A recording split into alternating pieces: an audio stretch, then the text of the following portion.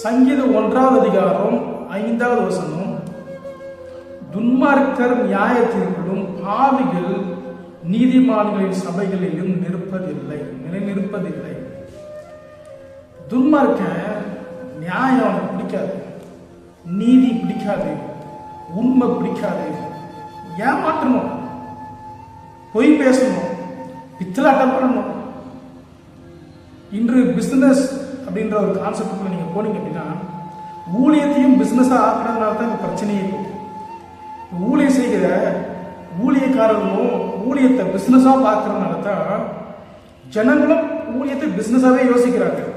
என்ன யோசிக்கிறாங்க? 10 ஆத்துமாக்கள் வந்துருச்சுன்னா இவங்களுக்கு பணம் வந்துடும். 100 ஆத்துமா இருக்கு, 100 பேர் சபைக்கு வராங்க அப்படின்னா ஒரு ஆள் 100 ரூபா கொடுத்தான் அப்படின்னா 10,000 ரூபா. இதுதான் அவங்களுடைய கணக்கு. அப்போ வாரத்துக்கு 10,000, மாசத்துக்கு அப்போ 40,000 ரூபா. அப்போ அவங்க வீட்டை பார்த்துப்பானே, அப்போ அதுக்கு அவனுக்கு ஏன் நான் காணிக்க கொடுக்கணும்? விசுவாசியும் ஊழியக்காரங்க என்ன பண்றாங்க? 100 பேர் வந்துட்டா போதும் அப்படின்னு நினைக்கிறாங்க. ஆனா அந்த 100 பேர் வந்து அந்த 40,000 வந்ததுன்னா அந்த 40,000 எத்தனை பேருக்கு உதவி செய்யலாம்? அந்த 10,000 20,000 வாழ்க்கை வாழ்ந்துக்கிட்டு வாழ்றவங்க ஊழியம் செய்யலாமா? இன்னத்தை கொடுக்கலாம், யாருக்கு எது உதவி செய்யலாம்? ஏழை வரானே, 10 ரூபா 20 ரூபா போறானே, அவனுக்கு ஹெல்ப் பண்ணுவோம், உதவி செய்வோம். நான் சொல்ற 100 பேரை சொல்லல, நான் 1000 பேர் 2000 பேர் வச்சு சபையே பார்த்து சொல்றேன். இந்த அரசியல்வாதிகள் இருக்காங்க பார்த்தீங்களா, 100 ரூபா மக்கள்கிட்ட வாங்கி மக்கள்கிட்ட எடுத்துருவாங்க. இப்படி எடுப்பாங்க தெரியாது, இப்படியே எடுத்துருவாங்கன்னு வச்சுக்கோங்க. அதில் திரும்ப மக்களுக்கு எவ்வளோ கொடுப்பாங்க? 10 ரூபா கொடுப்பாங்க.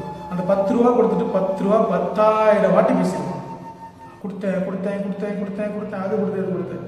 இதே நிலைமை ஒரு கிறிஸ்தவர்கள் ஆகிய நீங்கள், பைபிளை தூக்கிட்டு பேசுற நீங்கள் இதை செய்வீர்கள் என்றால் எவ்வளவு பெரிய ஒரு சாபம், எவ்வளவு பெரிய ஏமாற்றுத்தனத்தை, எவ்வளவு பெரிய பித்தலாட்டத்தை நம்ம பண்றோம் அப்படின்றத நீங்க யோசிச்சு பாருங்க.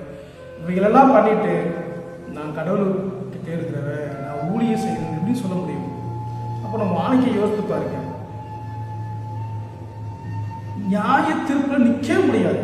பாவிகள் நீதிமான்களின் சபையில் நிலைநிற்கவே முடியாது. இல்லை, நீதிமான்களின் சபை அப்படின்னா கூட்டம், நீதிமான்களின் மத்தியில. இன்னைக்கு நீதிமான்கள்ல நம்ம பார்க்கிறதே கிடையாது. பாவிகளை தான் நம்ம அதிகமாக பார்க்கிறோம், ஏமாற்று கல்லர்களை தான் பார்க்கிறோம்.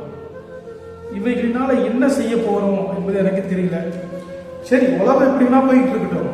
ஆனா நம்முடைய வாழ்க்கையில நம்ம கொடுக்கப்பட்ட கொஞ்ச காலத்துல, இந்த நாட்கள்ல, இந்த உலகத்துல நாம் நீதிமான்களாக வாழ்வோம், உண்மையுள்ளவர்களாக இருப்போம். இவைகள் ரொம்ப கடினம். இயேசு ஆண்டவரை எதுக்காக சிலுவையில் அறைந்தார்கள்? அவர் நீதிமானா வாழ்ந்தது மட்டுமல்ல, பாவம் செய்கிறவர்களை எதிர்த்து கேட்டதுனால தான் அவர் நீதிமானாக்கப்பட்டார்.